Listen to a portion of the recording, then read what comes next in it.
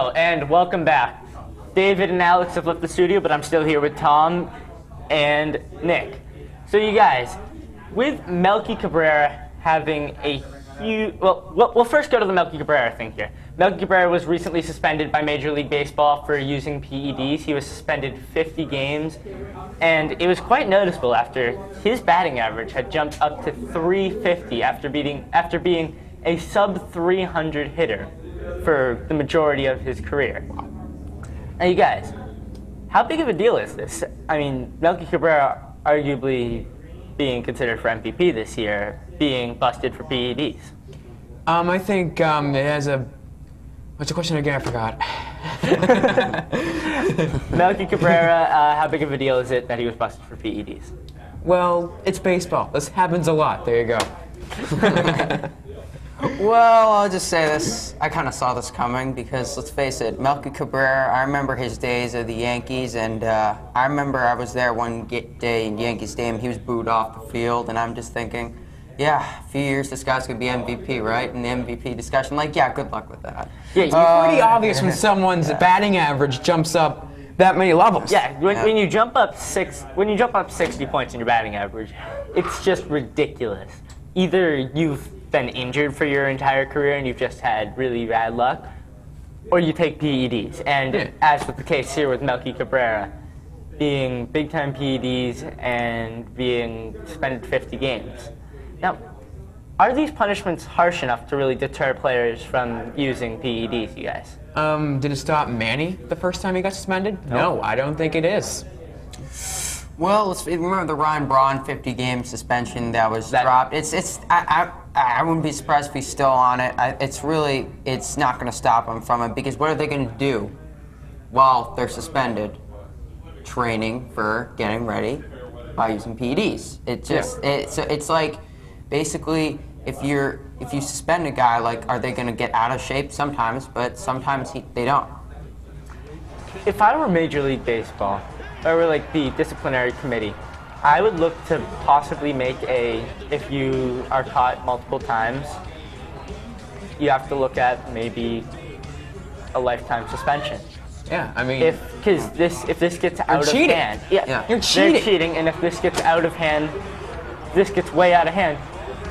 What good is going to come from this? Nothing. You may as well get those players out baseball of the is a game league. of cheapskates. Yes. You look at the Barry Bonds and Roger Clemens of the world. Oh, right. And Mark McGwire. the main people that you hear associated Jason with Giambi. All the people you hear associated with the word steroids, they aren't they saved the league for that time when it was still, like, before it was a big thing, but now it's a big thing. They're looked down upon. You don't want Major League Baseball does not want players looked down upon. They want their league to have they want their league to look good in the eyes of the public, and in turn bring in more people. Well, I mean, Roger Clemens, let's face it, like, being looked down upon, like, he's probably not going to make the Hall of Fame at this point with all because it's being voted by writers. I would doubt that. I think Roger Clemens is going to make the Hall of Fame. I still think baseball writers today, like, still think that, guys that take steroids is like a horrible thing, even though it's much less prevalent than it was before. And let's not forget, Barry Bonds broke Hank Aaron's home run record. I mean, at the time when it happened, you think, oh, Hall of Fame, but now, steroids just ruined it for you. Yeah. All right, guys. So, keeping it with baseball here, but moving on to more local baseball news.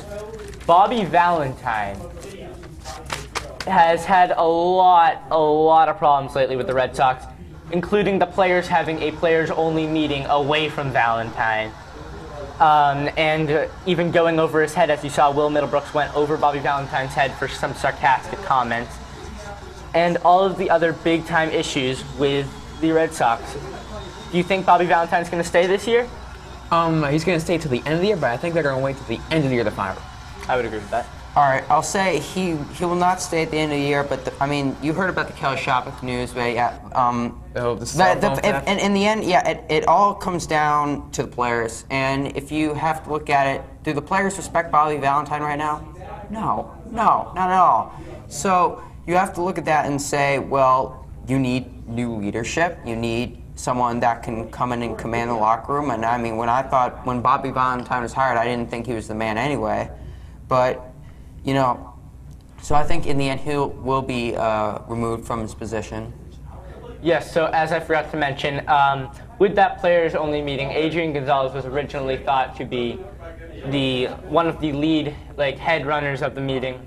But it was apparently actually Kelly Shopik who borrowed Adrian Gonzalez's phone and used it to text management to complain about Bobby Valentine, essentially, and ask for him to be fired. And look at him now. He's with the Mets. He's not with the Red Sox. He was traded. He's gone.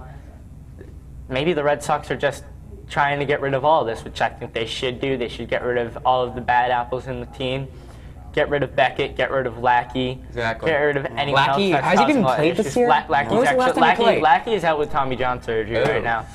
And so he can't see anything good coming from that. $15 million a year. But that actually could be that one could that one could be a good thing for the Red Sox, honestly. Very negative. Other than the fact that it cost them a lot of money, John Lackey was a disaster. At He was like an A-bomb to us. Yeah. Basically, look, John, at least the only pitcher I could think of in the last 10 years that has been more of a bust than John Lackey is Eric Gagne. Yeah. And Eric. Oh my God! I'm now remembering that. Eric Gagne lasted half a season there, and Absolutely terrible. Yeah. He blew more saves than he had, I think. And he was trying to give relief for Papelbon, who's obviously gone now, but it was obviously a disaster. And when the trade was made, I mean, everybody thought it was going to be a great trade. Like everybody thought it was going to. It's fantastic. Yeah, it was going to make them like serious World Series contenders. But Now, they won the World Series that year. Guys, what do you think the Red Sox need to do this offseason? Okay. Looking at this offseason, what do they need The to Red do? Sox need to bring in players that want to be a Boston Red Sox. They shouldn't be disloyal to the manager. They should be like players that are motivated to play. Because right now, this team is not motivated to play, and that is the biggest problem right now. It's not the players' talent; it's the locker room. I think the Red Sox should just clean house. I've been saying this for years. Clean house, start fresh.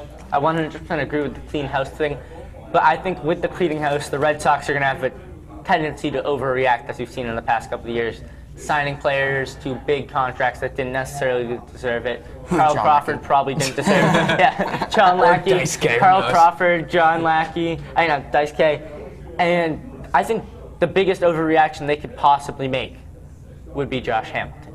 If you bring in Josh Hamilton to this volatile, this crazy of a clubhouse, this unstable of a clubhouse, No a beer clubhouse with drinking issues. And KFC. Yeah, nothing good. KFC's great. Come on. Nothing good is going to happen from the Red Sox really overreacting. They need to keep an even keel. They need to bring in players that want to be Boston Red Sox.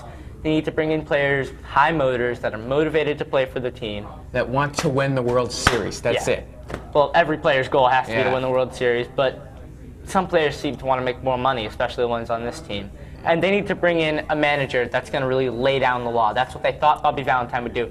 He did not, and that's what they really need to do for this Red Sox team. I think letting go of Terry Francona was a big mistake. I don't care if they say They had to. They had to. The players were getting too casual. They need to bring in someone who is not a player's manager. They need to bring in someone who is going to really force them to do what they're supposed to be doing and get the job done. Yeah, I mean, Terry Francona had done a good job mostly over his career, and while he was losing control of the players, they still were a better team than they are now.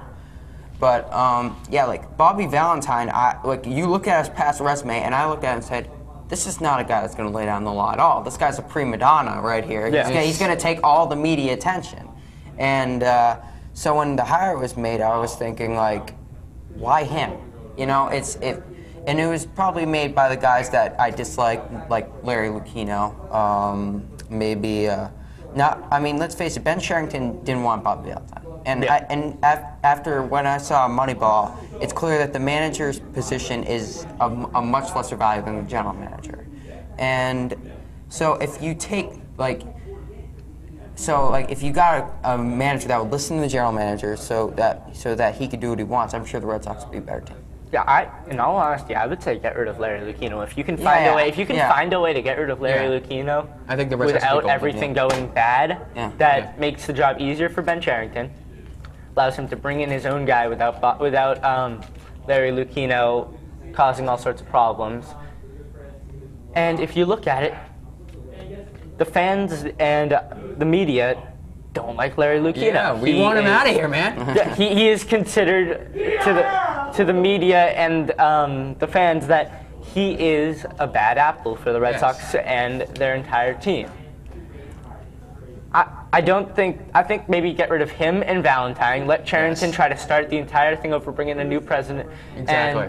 And everything could just even out for the Red Sox, get them to be above 500, bring up the young players, make sure you get players with high upside in free agency.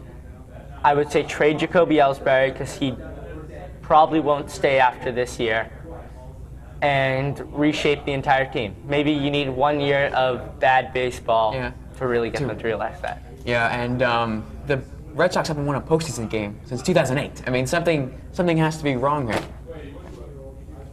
All right, so that's going to finish it up for our baseball segment here. But when we get back from the break, we're going to celebrate Tom Kelly's birthday some more as we have a little clip for him.